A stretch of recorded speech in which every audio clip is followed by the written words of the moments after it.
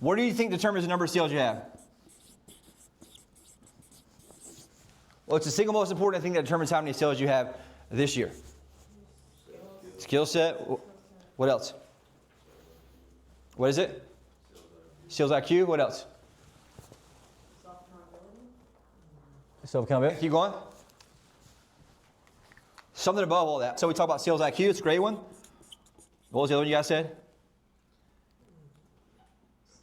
What else?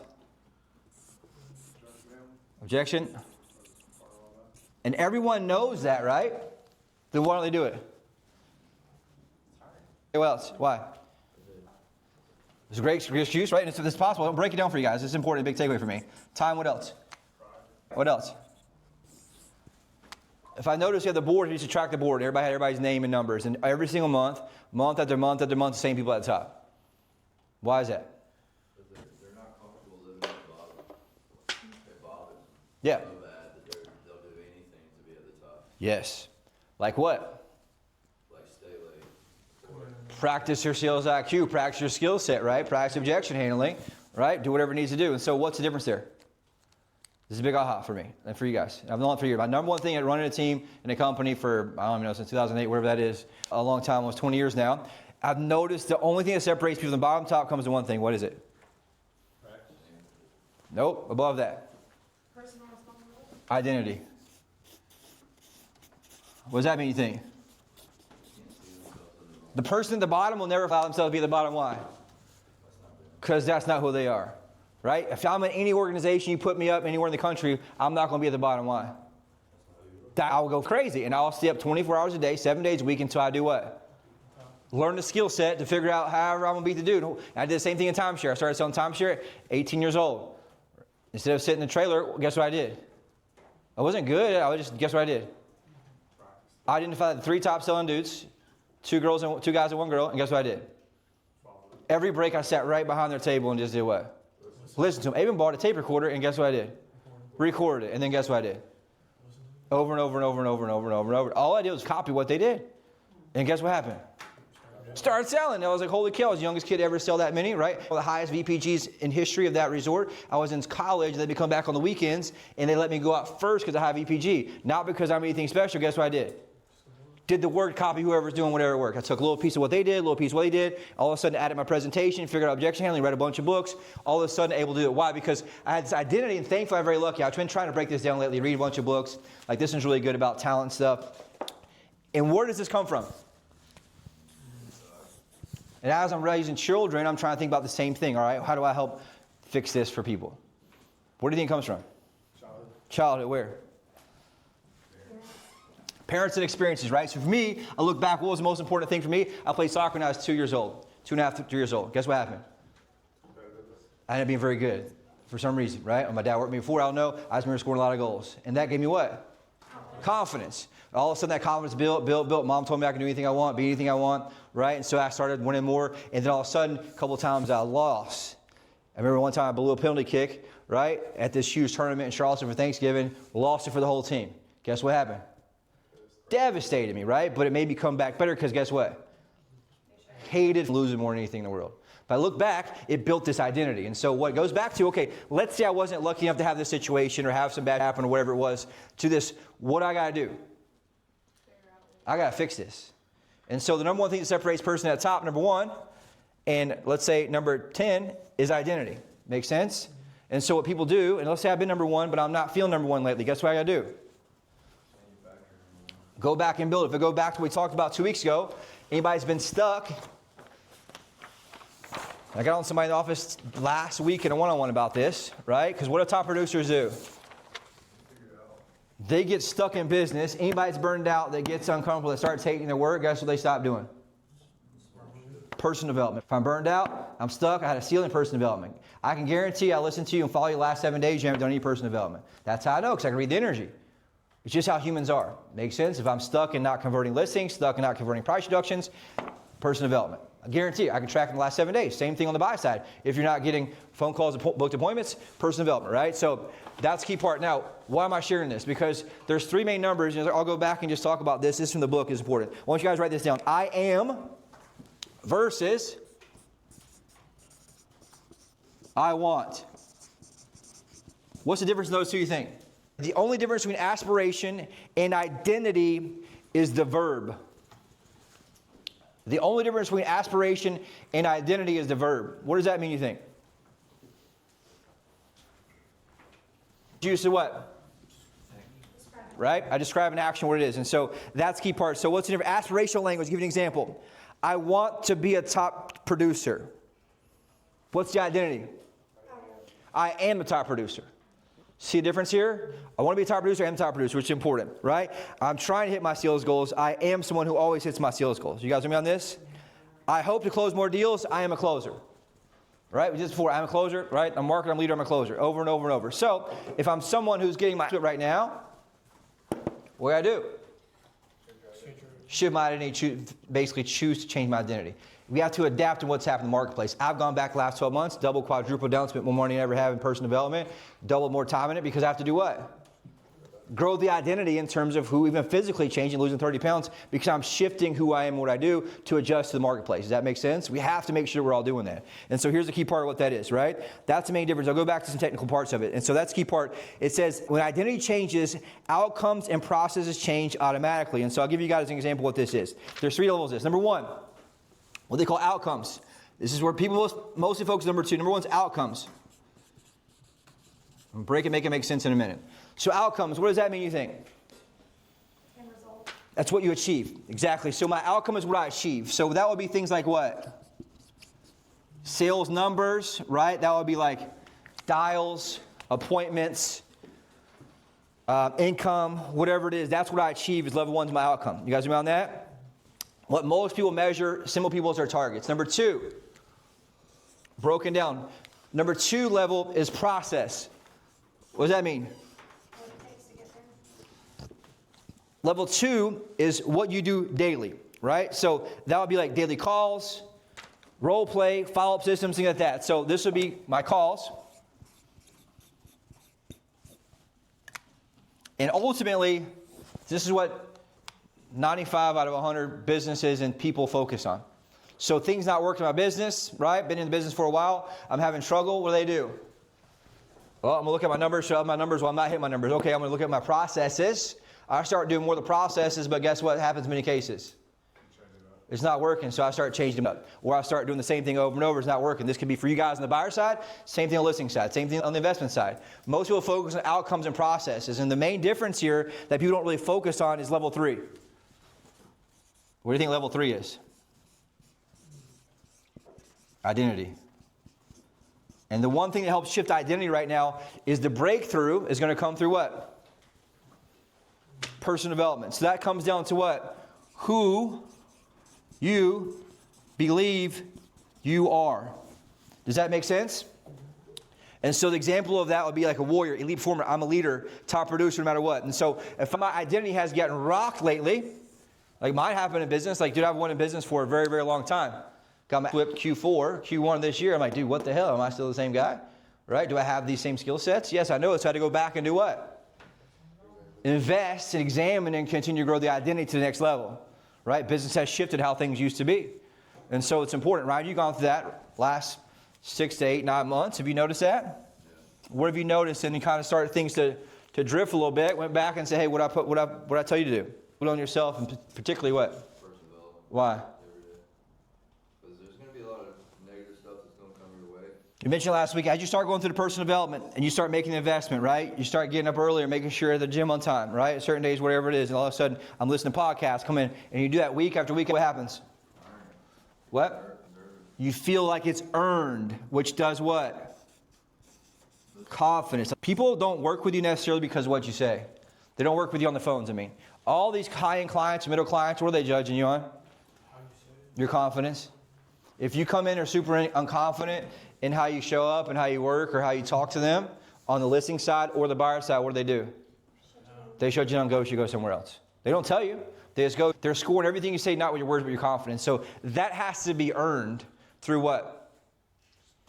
Practice, which is personal development, which are things like, guess what? Listening stuff. Ed Milet talked about it today. Chris, you remember in the video? Ed Milet talked about it.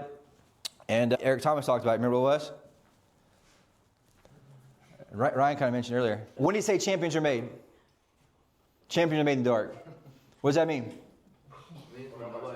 Champions are made in the dark when no one's watching. What that means is the ones that are practicing, the ones that do extra reps. He talks about, hey, the ones that win big in college football, professional athletes, they're the ones that win not in the coach's time, in their own time. When they're practicing reps and doing film and watching things in the gym, extra and above what it was, right? You guys heard the stories about Kobe Bryant. What were the stories about Kobe Bryant? Anybody remember? There's multiple players who said they would go train, and what will they find? Not only was he already there, he what? He already worked out, finished, and was done finishing by the time the dude who was early got there to start working out. Why? Because he was a champion, and he knows it was earned in the dark. Does it make sense? So if I'm struggling right now in business, no matter how long you've been here, 5, 10 years, right, 12 years, or even 1 year, what do you got to do? Your identity has to match the level of market that we're in right now. And that would be things like you guys mentioned, sales IQ, skill set, right, and objection handling. And if there's more resistance in the marketplace in terms of pricing, seller resistance, buyer resistance, what do I got to do? Be that much better in how I show up. And I can measure that based on how many hours you put in the last 7 days in personal development. Well, what will those things look like? Well, those are going to be things like, number one, I'd say listen to podcasts. Again, listen to podcasts is passive. That's not an excuse in my book. Are there any things like books? Like as Tim, as you go through and read the book with Ryan Serhant, right? What does it make you feel? Oh, I can use that. Oh, damn, I'm not doing this. Oh, man, I can do this, right? Wearing a suit jacket today. Not a coincidence. Maybe you read the one thing yesterday about how you show up, right? It changes literally physical identity from day to day based on what? Personal development, right? It makes a massive difference. You feel better wearing that today? See what I'm saying? So it makes a big difference in that. That is a perfect example of that, right? And so that's going to be listening, watching. Right now we have this amazing tube called what? YouTube. Anything you want to figure out. How do I get a seller to reduce reductions? YouTube. How do I get a buyer to make better offers? YouTube, right? There's anything you want. Obviously, make sure it's a good person you're watching there. So I'm going to go through the thing. It's one thing. Here's the breakthrough. It says, the breakthrough moment, they stop saying, I've never been a top performer and start saying, I am a top performer. Research shows that when identity shifts, behavior becomes automatic. Super important, right? And it says, ideally, James Clear has a book, Atomic Habits. I read that a few times. He popularized a concept backed by decades of psychological research. True behavior change is identity change. I'll say it again. True behavior change is identity change. The word identity comes from Latin, means being repeatedly. Your identity is literally your repeated beingness. You become what you repeatedly do. Research on identity-based habits show stunning difference in adherence rates. So the difference is a simple way, right? Most people say what? I want to lose 20 pounds. What happens then? They lose maybe 3 or 4 pounds and nothing else. Or, let's say best case scenario, what happens? 20 pounds in what? They gain it right back, in some cases more. Why? The identity hasn't changed. And so the difference in that process is I'm a healthy person who takes care of my body who's X weight. Makes sense? Because this is the I want versus I am. You guys with me on this? Super important. So it talks about success studies show that framing habits in terms of identity, I'm a person who exercises daily, rather than outcomes, I want to lose weight, increases adherence by 32%. Why? Because identity answers the question, who am I? And once you answer that question, your behavior automatically aligns. And so you want to get to this place of right now, if I'm struggling, who am I? Right? Because the guy or the girl who had it 2 or 3 years ago is not the same one that's going to win in today's market. That's why you see a bunch of young people coming in kicking it. They don't know what the market is difficult. They weren't here in 2021. Shit was easy. They just show up and start doing the work. And guess what? They adjust their identity to where it needs to have to make money. The hardest thing you can do is be someone who had it when it was easy. All of a sudden, you're not making an adjustment to make sure you can execute when it's hard. Does that make sense? Super important piece there. So 3 levels of change, talked to you about that, right? That's the key part here with it, and just talks about the shift is I am in present tense. It's definitive. It's not negotiable. Research by Peter Burke says identity control theory shows that people are intrinsically motivated to maintain consistency between their identity and their behavior. When there's a mismatch, they experience psychological discomfort and automatically adjust their behavior to rely on their identity. So if you guys have a sales chart, number 1, 2, 3, 4, 5, 6, 7, 8, 9, 10. What do most people do? What do? They settle in where their identity is. I'm a number 4 person. Anytime they get below number 4, what do? Like a little bit. They get super uncomfortable. I got to do what I am. right? Or if they're in the bottom thirds, typically they're okay being that, because how do we know that? Their identities allow them to do that. Makes sense? And so all you are in your location of the sales chart, in terms of what you are, and let's say I'm number 1, number 2, but I'm falling back from where I was historically, guess what? You have to be able to get back and get this identity shift back up. Hey, no matter what, I'm a 100 dealer year producer, no matter what. Make sense? And so what happens is most people have a ceiling and they have a floor. Anytime they hit their floor where they're at, they start doing to be different to make sure they can control and stay in alignment with their identity. What's the secret? Scott, what do you think the secret is? I got to increase my identity and who I am. Ed Milet calls it this thing called thermostat, right? If someone typically operates at 70 degrees, right, and things start cooling off, all of a sudden you have a bad month, they're at 60 degrees, what do? Just enough work to get back to degrees, and then they take some time off. Because that's where their thermostat is as an identity in terms of who they are. And so what my goal needs to be is what? I got to increase my thermostat to where my level needs to be. And so what's the first step of doing this to make it work? Belief. What comes before belief, you think? I like this. Belief. What comes before that? I got to figure out who that person is. Who do I need to be and where do I want to be in terms of identity? It doesn't need to be number 1, number 2. It needs to be what? Minimum standard. I'm a buyer's agent or a general broker's agent. I do 40 deals a year, no matter what. Okay, well, 40 years a year, what does that person do? I guarantee one thing they're going to do is what? Booking appointments. Book appointments, right? If you notice, Baron's not here, but he has some stuff with his dad. But Baron's typically number what on the call log? By like, is he number 1 like every week? Like by a little bit or a lot in most cases? A lot, right? $1,200, $1,300 a week every single week for like, I don't know, 50 weeks in a row, right? With all kinds of going on. Dad's got a sickness, all kinds of going to take care of him and the grandma, a bunch of other stuff, right? Dog dying, guess what still does? Gets $1,000. Why? Identity, right? Making sure having that pressure where it is. Now, that's important for you guys. Number 1, I got to figure out who it is. What's that look like? So what does that mean? Well, what does that person do? What are their actions? What are their non-negotiables? Right? Whatever it is. And that comes back to identity we created with you guys before. 100K Chris or whatever it is, right? I had 1K Blake, whatever it is that I'm constantly refining, going back to. But I want you guys to go back and whatever's costing, you got to figure it out here. What's the way to do it? Is you got to put some work in. Work in what? Not in the business. You got to work on what? You. Specifically who you are. What do I got to do? I'm going to borrow that from somebody else. Listing side. Hey, I'm a guy who converts at 70% no matter what, 75% no matter what. And guess what? 70% of my listings sell no matter what. Okay, well, what does that guy do that I'm not doing? And then that's where you work from there. But that's got to all of a sudden move up to my new floor, right? My new minimum standard, no matter what, I don't go below that. And if I do go below that, guess what I got to do? Figure out what somebody else is doing, because there is somebody else who's converting at 80%, guaranteed. They have a skill set they haven't figured out yet, and or a process that's allowing them to get what they want. Make sense?